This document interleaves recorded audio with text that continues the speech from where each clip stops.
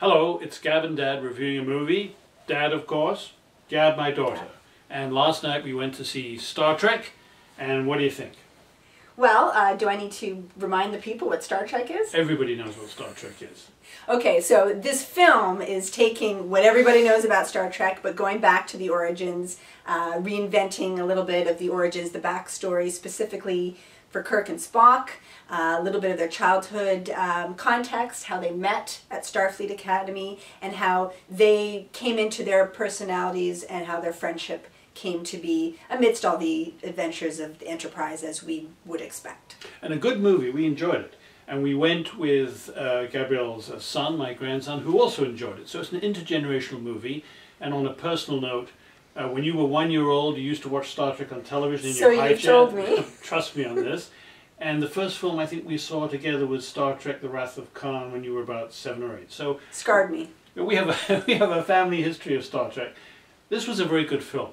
Well acted, an excellent storyline that was simple, straightforward. You could follow it most of the time. There was a little bit of a problem with time travel, which I never understand. But a traditional story, good versus evil, people together fighting against adversity, friendship, relationships with parents, very important.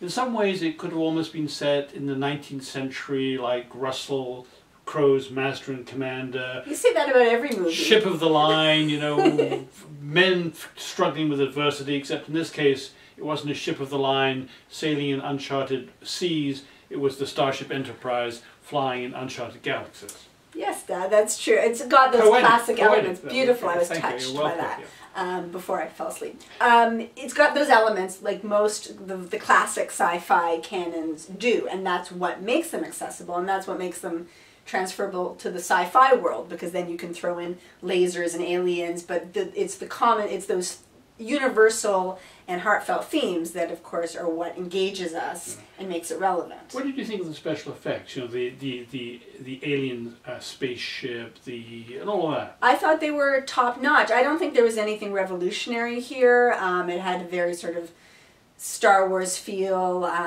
nothing that would surpass anything else contemporary that you would be seeing, but it was very competent. But it was very competent. You were in that world and believing it, especially if you're comparing it to the old television series where, you know, an alien in a rubber suit and what have you. I mean, it's night and day compared to that, obviously. And very modern, and you're allowed to just be absorbed in that world and believe it so that you can just follow the story. Yeah, in some ways that world was almost irrelevant to the story, as I say, because the story was sci-fi world. Yeah, I mean, it was set in a sci-fi context. But that's the fun of it. That's the fun of it.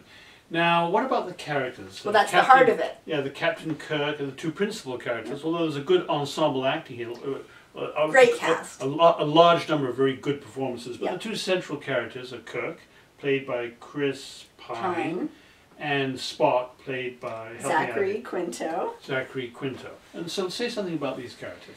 Well, I mean, what is there to say? There's the Kirk and Spock as we all think we know them, from the two-dimensional pop culture images that they have, again, harkening back in the day. But this, because it's an origin story, allows for, it's them in their youth, and as all of us in our youth are sort of far more interesting than we are in our old age, more right? Complicated, because you're trying to figure out who you are and what matters to you, and a lot of that comes out in the relationships that are forming. So these two are establishing their relationship. They're figuring out what matters to them. You know, heroicism, control of emotions. They're the yin and yang, as we all know. But because it's such a raw phase of their lives and their friendship, it was really interesting. The characterizations I thought were very fun. I mean, amusing, not heavy-handed, but intriguing. Yeah. Now, Kirk, for example, the young Kirk is depicted as, in some ways, a bit of a pain in the ass. He's kind of cocksure, he's arrogant, he thinks he knows it all, he thinks he knows better than everybody else. Typical anti-hero. Yeah, but Han Solo. But of course, deep down, he's a man of great resolution, heroicism,